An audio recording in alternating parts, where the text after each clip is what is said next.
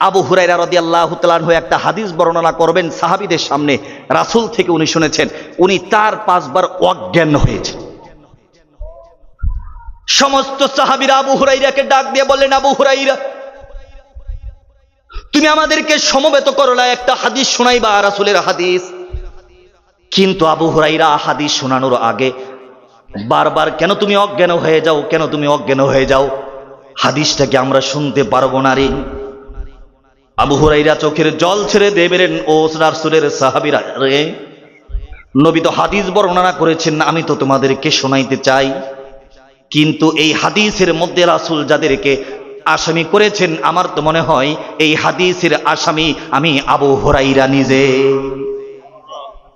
আমি যে অজ্ঞান হয়ে যাচ্ছি, আমার তো মনে হয় আমি আবু হুরায়রা আসামি, এই হাদিসের আসামি আমি আবু হুরায়রা, তাহলে আমি কি অজ্ঞান হব না?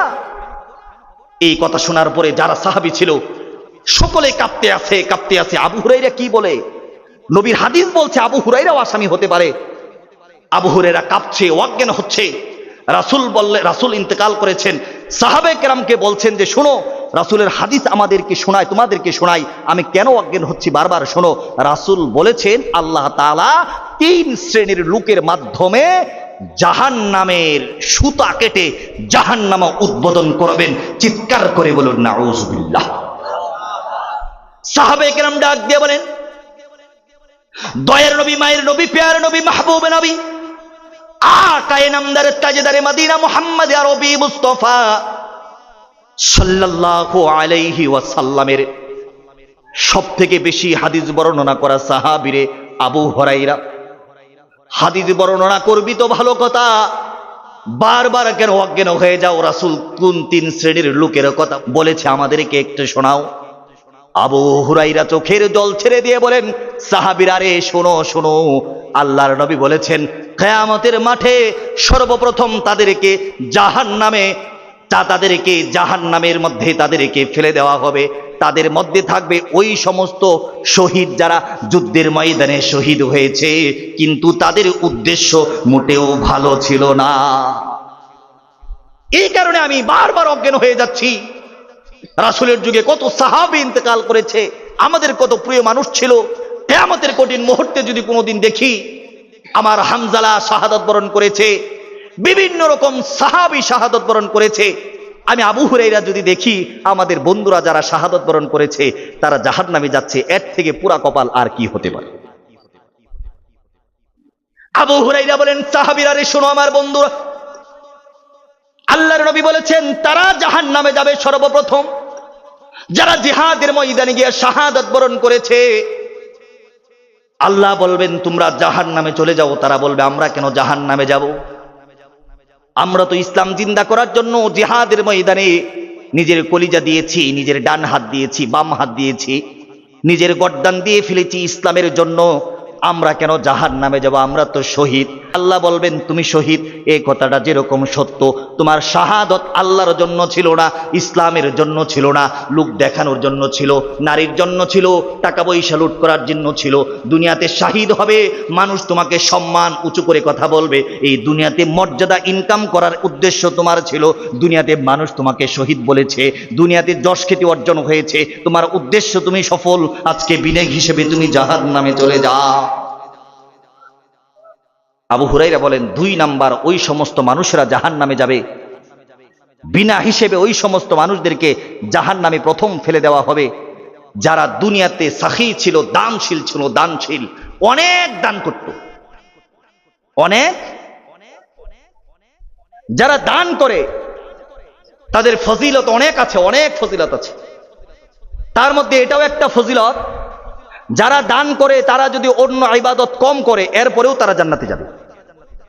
আর বখিলের একটা বদগুণ হলো, সে যদি হাজী সাহেব হয়, আলেম সাহেব হয়, মুফতি সাহেব হয়, বক্তা সাহেব হয়, সে যদি অনেক বড় আলেম হয়, এরপরেও যদি সে কৃপণ থাকে, তাহলে তার কৃপণতা তাকে জাহান্নামে পৌঁছায় দেবে। বুঝতে পেরেছেন? যারা দানশীল ছিল এরা জাহান্নামে যাবে। আল্লাহকে বলবে আল্লাহ আমরা তো দানশীল ছিলাম, আমাদেরকে কেন জাহান্নামে দিচ্ছেন? আল্লাহ বলবে তুমি যে দান কর্তা দুনিয়াতে সম্মান খ্যাতি অর্জন করার জন্য, মানুষ তোমাকে দানশীল বলবে, মানুষ তোমাকে দানবীর বলবে, পোস্টারে তোমার বড় করে নাম আসবে, তুমি 20,000 টাকা দিবে, এই 20,000 টাকার জন্য পোস্টারে তোমাকে দানবীর লেখা হবে, তুমি মানুষকে 20,000 টাকা দিয়ে বাজারে গিয়ে গল্প করতে থাকবে অমুক মাহফিলে 1 লাখ টাকা দিয়েছে।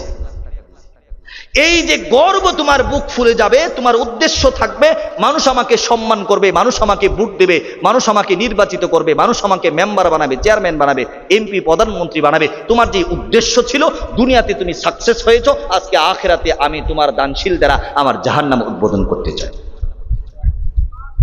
3 শ্রেণীর মানুষ দ্বারা জাহান্নাম উদ্বোধন করা হবে। 2 শ্রেণীর মানুষ তো শুনলেন, আবার 3 শ্রেণীর মানুষ আমি কি করে বলি। 3 শ্রেণীর মানুষ আবু হুরায়রা বলতে বলতে অজ্ঞান হয়ে যায়।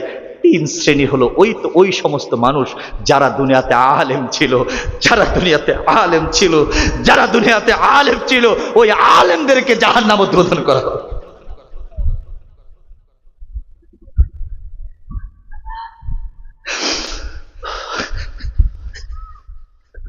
আবু হুরায়রা আবার অজ্ঞান হয়ে গেল। সাহাবায়ে কেরাম আবু হুরায়রার মাথার পানি দিয়ে হুঁশ ফিরাইল।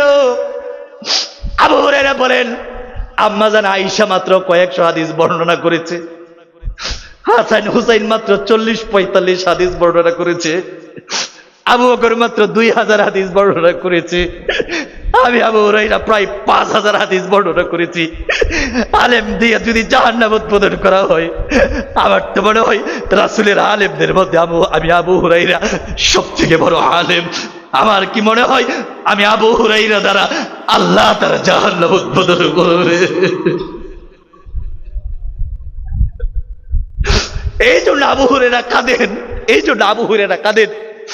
সুতরাং আমরা যারা আলেম হয়েছি, আমাদের এলেমের সাথে সাথে যদি আল্লাহ তাআলার ইয়া আইয়ুহাল্লাযীনা আমানুত্তাকুল্লাহ হাক্কা তুকাতিহি ওয়া লা তামুতুন্না ইল্লা ওয়া আনতুম মুসলিমুন, আমাদের ঈমানের সাথে যদি আল্লাহর ভয় 100% না থাকে, তাহলে আমাদেরকে শুধু জাহান্নামে দেওয়া হবে না ভাই, আমাদের মাধ্যমে জাহান্নামের কেক কাটা হবে, জাহান্নামের সুতা কেটে আমাদের মতো জওহরীকে জাহান্নামে এইভাবে নিক্ষেপ করা হবে।